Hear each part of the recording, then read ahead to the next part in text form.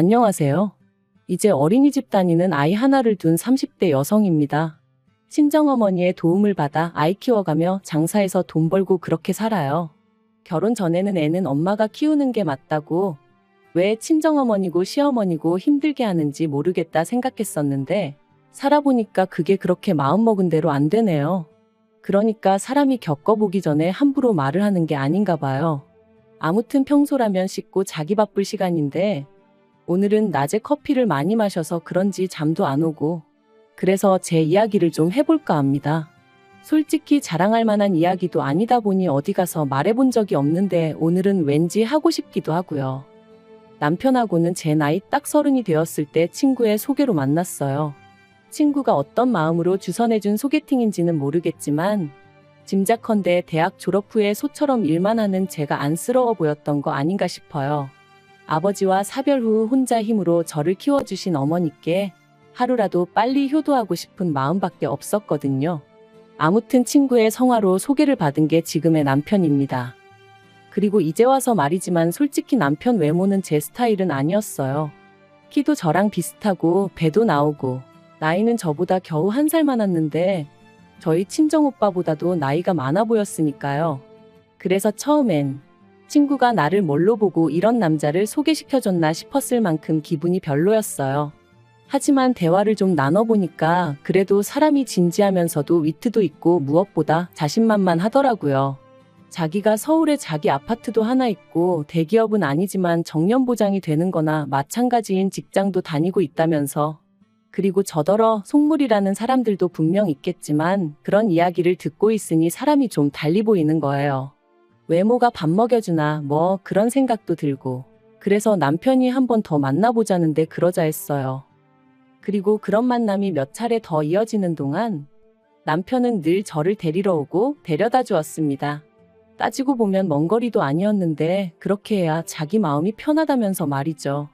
그래서 남편이 정식으로 사귀고 싶다고 했을 때도 왠지 미안한 마음도 들고 그래서 제대로 싫다 소리를 못했네요. 한마디로 어영부영 사귀게 된 거죠.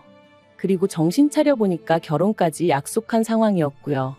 변명 같고 한심하게 들리겠지만 지금도 그때를 생각하면 꼭 뭐에 홀렸던 것 같다니까요. 상견례가 있기 전에 시댁에 인사를 드리러 갔을 때 처음으로 어머님 아버님과 저랑 동갑이라는 남편과는 연년생인 신우까지 만났습니다. 어머님 아버님은 평범하신 분들이셨어요. 오느라 고생했다 그런 따뜻한 한마디는 없었지만 그렇다고 딱히 저를 박하게 대하신 것도 없었거든요. 다만 친정어머니랑 단둘이 산다는 것에 대해서 경제적으로 어려움은 없는지 물어보셨는데 그다지 신경 쓰이는 질문은 아니었네요. 사실 편모 가정이라고 하면 지레 힘들게 살았을 거라 생각하는 사람들을 살면서 너무나 자주 봐왔거든요. 그리고 다행히 저희 모녀는 경제적으로 큰 고생은 하지 않았습니다. 어머니가 가게를 운영하셨는데 제법 매출이 나오기도 했었고, 거기다 돌아가신 아버지의 부모님, 그러니까 저에겐 친가 쪽 할머니 할아버지께서 도움을 많이 주셨거든요. 다만 이 도움을 받는 과정에 있어서 작은아버지와 고모가 어머니를 감정적으로 힘들게 하는 일이 많았죠. 그래서 제가 악착같이 돈을 벌어 더는 어머니께서 조부모님께 기대지 않으셔도 되게 해드리고 싶었던 거고요. 그리고 시부모님 이야기가 나왔으니 신우 이야기도 조금 해보자면, 앞서 말씀드린 대로 저와 동갑인 신우는 남편과는 아주 다른 사람이었습니다. 늘씬하고 키도 큰 데다가 눈도 왕방울만 해서는 솔직히 같은 여자가 봐도 예쁘다는 생각이 절로 드는 사람이었어요. 하지만 어째서인지 딱히 하는 일은 없다고 했고, 시부모님은 인물이 되니까 괜찮다며 웃으시더라고요. 그래서 저도 그냥 같이 적당히 웃어넘기긴 했지만 솔직히 말하면 부럽기도 하고 한편으론 황당하기도 했네요. 아무튼 신우하고 따로 이야기를 해보진 않았어요. 점심 식사 내내 새침하게 앉아있다가 커피 한잔 하는 타임엔 약속이 있다며 나가버렸으니까요. 상견례 자리도 모난 구석 없이 무난하게 이뤄졌습니다. 다만 남편이 아파트가 있었던 만큼 시부모님, 특히나 어머님의 어깨가 어찌나 으쓱하시던지 자기 아들 수준에 맞춰 걸맞는 혼수를 해왔으면 좋겠단 소리를 대놓고 몇 번이나 말씀하시더라고요. 게다가 저나 친정어머니 입장에선 처음부터 빈손으로 갈 생각도 없었는데 어머님이 요새 여자들은 개념이 어떻고 해대시니 솔직히 듣기가 좀 거북했어요. 하지만 그래도 좋은 일로 만난 날이었던 만큼 친정어머니께서 걱정 말라며 어머님을 맞춰드렸고, 그렇게 어머님은 저희에게 리스트랄지 견적서랄지 그런 종이 한 장을 건네셨습니다. 그런데 집에 와서 친정어머니랑 같이 살펴보니 개 중에는 무려 3천만 원 가까이 되는 소파도 있었어요. 아무리 남편이 집을 해오는 상황이긴 했지만 20평이 채 되지 않는 아파트였는데 그 안에 3천만 원짜리 6인용 소파라니 가당치도 않다 싶었습니다. 그리고 이 밖에도 100인치짜리 TV는 정말 어이가 없었죠. 그래서 남편에게 아무리 그래도 이건 아닌 것 같다 하니 어차피 이 아파트에서 좀 지내다가 애 낳으면 이사 가야 하고 그러면 그때 써도 되니까 미리 사둔다 생각하면 되지 않냐대요. 그래서 그런 생각이면 애 낳고 이사하고 이후에 사도 늦지 않는다니까. 그러면 그때도 저희 어머니가 사주시는 게 맞냐 그러더라고요. 그때 돼서 자기가 벌어온 돈으로 사게 되면 그건 제가 해오는 게 아니지 않냐면서. 그리고 저는 이때 솔직히 좀 당황스러웠어요. 비록 1년이 채 되지 않는 짧은 연애 기간이었지만 그래도 그동안 돈 앞에서는 쿨한 척 무심한 척 하던 사람이 그런 셈을 그런 말을 할 줄은 몰랐거든요. 한편 그렇게 결혼을 했는데 결혼한 지 반년도 되지 않았던 그해 겨울 남편이 충격적인 소식을 전해왔습니다. 그건 바로 남편이 회사를 관두게 되었다는 이야기였죠. 게다가 너무 놀란 제가 그게 무슨 소리냐고 공기관이나 마찬가지라 정년이 보장된다 하지 않았냐니까. 그게 사정이 그렇게 되었다며 얼버무리기만 하고 제대로 된 답을 해주지 않더라고요. 그리고 그제서야 저는 남편이 다닌다는 회사에 대해서 알아보기 시작했고 정말 꿈에도 생각하지 못한 사실을 알게 되었습니다. 남편은 매년 계약을 갱신해야 했던 상황으로 정년 보장 같은 건 애시당초 말도 안 되는 얘기였다는 걸요. 뿐만 아니라 어떻게 이런 터무니없는 거짓말을 한 거냐고 남편에게 따졌더니 남편이 한다는 말은 더 가관이었어요. 저한테 잘 보이고 싶은 마음에 해버린 선의의 거짓말이었다면서 저는 뭐 살면서 거짓말 한 적이 한 번도 없냐고 따져댔거든요. 남편에게 너무나 큰 배신감을 느꼈고 실망감이 이만저만이 아니었습니다. 그래서 저는 며칠의 고민 끝에 이 관계를 끝내겠다는 결심을 내렸죠. 하지만 운명의 장난이라고 해야 할지 남편에게 이혼 통보를 하려던 바로 그날 저는 제가 임신을 했다는 걸 알게 됐네요. 남편 일로 받게 된 스트레스 때문인지 컨디션이 영 좋지 않아 병원에 가려니까 회사 동료가 혹시 모르니 임신 테스트부터 해보라며 조언을 해줬거든요. 불타는 신혼이지 않냐면서 말이죠. 그리고 설마 싶었던 검사 결과는 2줄이었어요. 솔직히 지금도 아이에게 미안한 말이지만 그때 임신 소식을 확인하곤 기쁨보다는 당혹스러움이 컸습니다.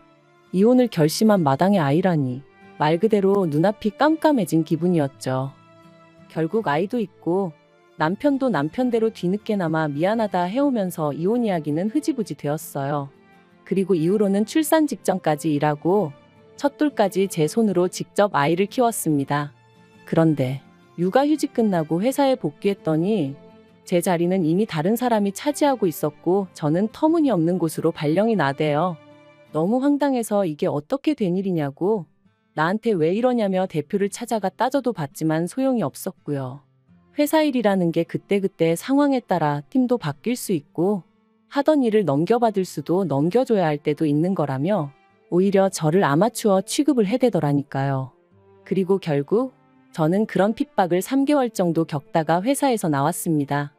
회사에선 실업급여는 탈 수 있게 도와주겠다며 저를 회유했고 저도 더는 체력적으로나 심리적으로 버틸 자신이 없었거든요. 하지만 회사를 관두면 나아질 줄 알았던 제 상황은 오히려 점점 더 나빠져만 갔습니다. 남들은 눈에 넣어도 아프지 않을 아이라고 표현하던데 저는 아이를 보고 있으면 어찌나 불안해지던지 그때의 저를 생각하면 정말 반쯤은 정신이 나가 있었던 것 같기도 해요. 그리고 결국 그런 제 꼴을 보다 못한 친정어머니께서 그러지 말고 저더러 어머님한테 한번 부탁을 해보라셨습니다.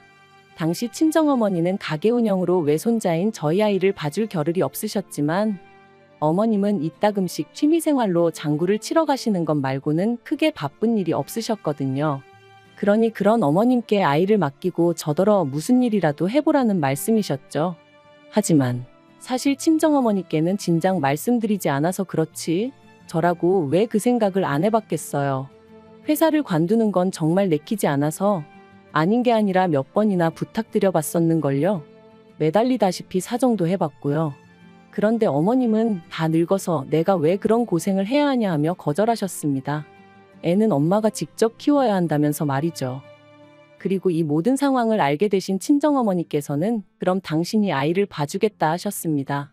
다만 장사 잘 되는 가게를 정리하긴 아까우니 저더러 가게에 나가서 당신 대신 일을 하라셨죠. 친정어머니가 어떻게든 저를 도와주고자 하신 말씀인 걸 알았기에 알겠다 했습니다. 그런데 그때는 이 결정이 제 인생에 두고두고 영향을 끼치게 될 줄은 정말 몰랐네요. 얼떨결에 도맡게 된 가게 일은 생각보다 제 적성에 잘 맞았고 저는 회사 생활에서는 느끼지 못했던 자유와 성취감을 느낄 수 있었어요. 그리고 1년 정도 지났을 땐 친정어머니가 저에게 전적으로 맡겨주셨기 때문에 여러 가지 시스템을 도입해 볼 수 있었고 그러면서 수익은 더 좋아졌죠. 그러자 아이를 친정에 맡기고 겉으로 돈다며 못마땅해하던 어머님도 더는 싫은 소리를 하지 않으셨습니다. 그도 그럴 것이 그렇게 번 돈으로 어머님한테도 잘해드렸거든요. 솔직히 아이 봐달라는 부탁을 매몰차게 거절하셨던 걸 생각하면 그러고 싶은 마음이 싹 사라지기도 여러 번이었지만 어쨌든 결과적으로는 일이 잘 풀렸으니 과거는 묻어두려는 마음이었어요. 그리고 그렇게 가게를 운영한 지 3년째 되던 해 저는 정식으로 친정어머니에게서 가게를 인수하기로 마음을 먹었습니다. 친정어머니에게는 평생 일구신 자산이나 다름이 없었고 그걸 제가 시쳇말로 날로 받고 싶지는 않았거든요. 그래서 최대한 시세에 가깝게 값을 치르겠다는 생각에 남편에게 대출 이야기를 꺼냈는데 남편이 정말 심하다 싶을 정도로 짜증을 내면서 무조건 안 된다고 하는 거예요. 기다리다 보면 어차피 저희 어머니 돌아가실 거고 그러면 자연히 제 거 될 건데 그걸 무슨 돈을 치르냐 하면서 말이죠. 그리고 그 말에 마음이 팍 상해버린 제가 무슨 말을 그렇게 하냐고 따지니 남편이 또다시 목소리를 높이며 아파트 담보로 대출받아서 친정으로 자기 돈을 빼돌리려는 심산이냐 어쩌냐 하는데 정말 기도 안 차더라고요. 그리고 다짜고짜 큰 소리를 내는 남편을 보고 있으니 갑자기 남편이 회사에서 잘렸던 그날이 떠오르면서 뭔가 쎄한 기분이 들었던 거죠. 그래서 저도 지금 돌이켜보면 어쩌다 그런 생각까지 하게 된 건지 모르겠는데 등기부등본을 떼서 아파트 명의를 확인해 봤어요. 그리고 그 명의는 충격적이게도 남편이 아닌 어머님 이름으로 되어 있었습니다. 아파트를 담보로 대출도 있는 대로 받아진 상황이었고요. 저는 남편에게 등기부등본을 집어던지며 설명해보라 소리를 질렀습니다. 그러자 남편은 놀라거나 미안해하는 대신 저더러 이제 남편 뒷조사까지 하냐며 악을 썼죠. 그리고 그때부터 정말 소위 진흙탕 싸움이 따로 없었습니다. 남편은 저더러 집 명의가 누구로 되어 있는 게 무슨 상관이냐, 그렇다고 네가 집세를 한번 내기를 했냐 뭐 했냐 해댔고 그렇다고 대출을 저더러 갚으라고 한 것도 아닌데 뭐가 문제냐며 저를 이상한 사람으로 몰아갔거든요. 하지만 저는 다른 걸 떠나서 남편이 또 저를 속였다는 사실이 너무나 충격적이었습니다. 그리고 대출 같은 경우도 남편이 저더러 갚으라고 한 건 아니었지만 그렇다고 대출을 받아다 쓰신 어머님이 갚고 계신 것도 아니었으니 아파트가 제 재산이라고 생각해 본 적도 욕심낸 적도 없었지만 그래도 저는 부부는 모든 면에서 공동체다 생각하고 가게에서 벌어오는 돈 전부를 남편에게 오픈하고 있었던 만큼 배신감이 드는 건 어쩔 수가 없더라고요. 하지만 단지 아파트 명의가 남편이 아니라 어머님으로 되어 있다고 해서 그 일로 제가 이혼까지 결심한 것은 아닙니다. 제가 이혼을 하기로 결심하게 된 결정적인 이유는 남편이 보여준 이중적인 태도 때문이었죠. 남편이 저에게 솔직하지 않다는 걸 확신하게 된 저는 이후로 남편에게 재벌이도 공유하지 않았고 제가 개인적으로 시댁에 해드리던 금전적인 지원도 전부 다 끊어버렸어요. 특히나 아파트를 담보로 한 대출의 주체가 어머님이셨고 그 대출을 남편이 계속해서 갚아드리고 있었다는 걸 알고 나니 솔직히 어이가 없더라고요. 계산해보니까 남편이 시댁에만 한 달에 200만 원 넘게 퍼주고 있던 거나 마찬가지였으니까요. 참고로 저축이라던가 그런 부분은 남편이 관리하고 있었어요. 거짓으로 판명이 났지만 그래도 결혼 당시에는 남편이 해오는 게 많아 보였으니 경제권을 제가 갖겠다고 고집할 수가 없었거든요. 그리고 매번 남편은 자기가 얼마나 돈 관리를 잘하고 있는지 으스대곤 했는데 그것 또한 다 거짓이었네요. 아무튼 상황이 그렇다 보니 제가 더는 얼마를 버는지 남편에게 가르쳐줄 이유도 없었고 시댁에도 오만정이 떨어져서 일어난 분도 주기 싫었죠. 그런데 이걸 가지고 남편이 말 그대로 생난리를 쳤습니다. 저더러 자기 돈 보고 결혼한 거냐며 속물이니 어쩌니. 저 같은 여자들이 시부모 아프면 요양원에 갖다 버리고 남편 두고 바람피고 그런다면서요. 말 같지도 않아서 상대도 안 해줬네요. 이후로는 정말 애 때문에 산다는 게 이런 건가 싶을 정도로 서로 무시하면서 지냈고요. 그러다 작년 여름이었어요. 남편이 얘기 좀 하자며 저를 잡더니 어이없는 이야기를 꺼냈습니다. 성형수술 부작용으로 고통받는 어머님을 위해서 저더러 3천만 원만 보태라는 거였죠. 황당해서 그걸 내가 왜 하고 물었습니다. 말이 나와서 말이지만 아무리 공짜라고 해도 그렇지. 그 연세에 멀쩡한 턱을 왜 건드냐고요. 그리고 병원에서는 돈 내고 수술받은 환자가 아니니 자기들이 환부를 해줄 일도 아니라며 완전히 배째라는 식으로 나왔어요. 참고로 제가 아파트 명의 문제로 남편이나 어머님한테 정이 있는 대로 떨어진 상황이긴 했지만 그래도 딸이라고 하나 있는 신우는 막말로 지엄마가 어떻게 되건 말건 관심도 없길래 제가 병원에 쫓아가 따져봐주기도 하고 그랬어요. 아무튼 저는 나름대로 할 도리는 했다고 생각했는데 남편이 난데없이 어머님 얼굴을 모어 재건수를 해야 하네 어쩌네 하면서 돈을 내놓으라 하니 기도 안 차더라니까요. 제가 그런 남편더러 바랄 걸 바라라고 꿈도 야무지다 했습니다. 여태껏 나 몰래 당신이랑 어머님이랑 알아서 잘해오지 않았냐고 앞으로도 둘이서 잘해보라는 말과 함께요. 그랬더니 남편이 너는 그때 이후로 며느리 도리도 하나 안 하지 않았냐면서 그래도 내가 왜 아무 말도 안 했는 줄 아냐. 애엄마라 참아준 거다. 그리고 이번에는 자기가 저한테 마지막으로 기회를 주는 거라며 깔끔하게 어머님 수술비 내놓고 지랑 저랑 과거 일은 없던 일이다 생각하며 살아보자는데 이게 무슨 헛소린가. 억지도 정도가 있지 싶더라니까요. 저는 내가 이혼을 하면 이혼을 했지 어머님 수술비는 못 대드린다 했습니다. 그리고 그 잘난 아파트로 대출받아 쓰지 양아치냐고 왜 남의 돈을 탐내냐고 했죠. 그러자 남편은 그럼 이혼하자며 대신 제가 며느리 도리를 안 했으니 위자료 내놓을 각오는 하라대요. 애도 자기가 키울 거라면서 죽을 때까지 애 볼 생각은 꿈도 꾸지 말라면서요. 그래서 세상 일이 다 당신 좋으라고 돌아갈 것 같냐? 어디 마음대로 해보라 했어요. 그리고 아니나 다를까. 남편이 이혼 소송을 걸었지만 결과는 남편의 참패였습니다. 오히려 남편이 저를 속인 것과 아이 양육에 있어서 소홀했다는 점 등이 인정되어 저한테 위자료를 주라는 판결이 나왔거든요. 솔직히 위자료 자체는 크지 않았지만 제 자신과 제 아이 그리고 제가 가진 것들을 지켜냈다는 게 너무 기쁘더라고요. 한편 남편과 이혼 후 남편은 2주에 한 번씩 아이를 보러 옵니다. 그리고 저는 원하지 않는데 틈만 나면 자기 얘기 어머님 얘기를 해대대요.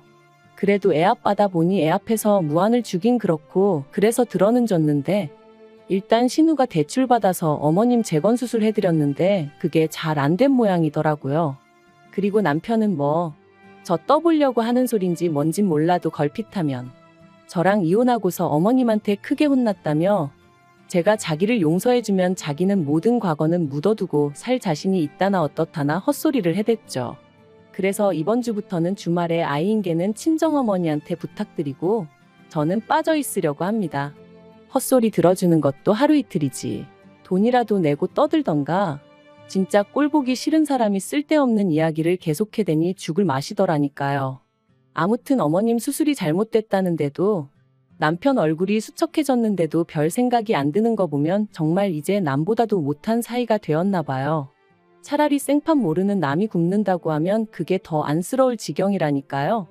아무튼 지금은 친정어머니랑 같이 살면서 가게 일하고 애 키우고 이렇게 사는 게 좋네요.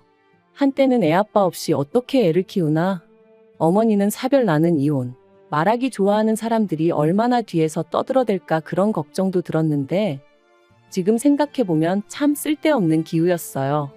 남들이 보는 시선이 어떻건 간에 지금의 행복이 계속해서 이어질 수 있도록 제자리에서 하루하루 최선을 다해 살아가려고 합니다.